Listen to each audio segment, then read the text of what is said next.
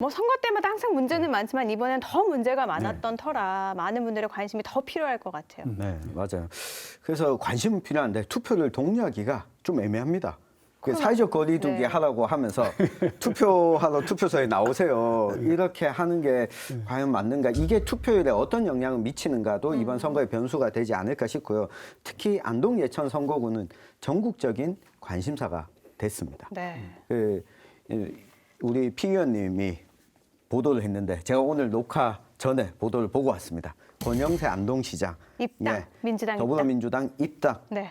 그리고 권영세 안동시장이 3선에서 이제 끝이 나기 때문에 각각의 캠프마다 후보자 캠프마다 다음 안동시장을 노리는 분들이 들어가 계세요. 이게 어떻게 될지도 관심사가 되지 않을까 싶습니다. 전 의원님 보고 오셨다잖아요.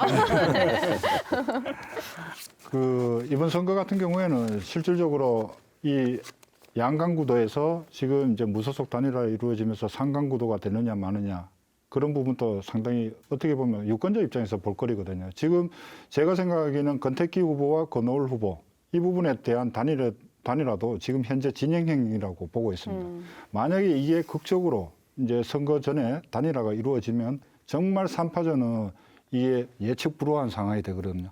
그러다 보니까 아직까지 중도에 있는 분들, 이 정확하게 표식을 못 갖고 있는 분들 같은 경우에는 나중에 이 깃발을 쫓아가는 형국도 나올 수 있고 또 무조건 색깔이 싫어서 이렇게 가는 부분도 있기 때문에 후보자들이 지금이라도 정말 이번에 안타까운 게 뭐냐면 선거 투표 연령대는 낮아졌어요. 근데 이 친구들에 대한 공약은 하나도 없어요. 이런 부분이라든지 이런 것도 꼼꼼하게 챙겨가면서 정말 유권자들의 가슴에 와닿는 그런 선거 정책과 공약으로 선거운동을 해주고 또 우리 유권자들은 그 후보를 정말 정확한 후보를 선택하는 게 됐으면 하는 게 이번 선거의 바람입니다. 이번 공약을 좀 보니까 사실 참신하거나 그런 공약이 있는 건 없는 것 같아요. 거의 없습니다. 아예 없습니다. 하나쯤 있을 줄 알았는데 없으니까. 그러니까 수건 사업이 사실 너무 많아요. 네. 그러니까 그동안 오랫동안 묵혀왔던 수건 사업을 이번에 좀 풀어보자라고 하는 게 중요한 것 같고요. 유권자 입장에서도 이 수건 사업들 가운데 뭐 먼저 풀겠다라고 하는 후보들의 순서 이걸 한번 잘 지켜보는 것도 중요한 포인트이지 않을까 권영세 싶습니다. 시장이 입당하겠다, 민주당에 입당하겠다 마음먹었는 부분 중에 가장 큰 이유가 지역에 지금까지 우리 보수 정권에서 해결하지 못했던 이런 지역 현안 부분 이걸 한번 해보겠다.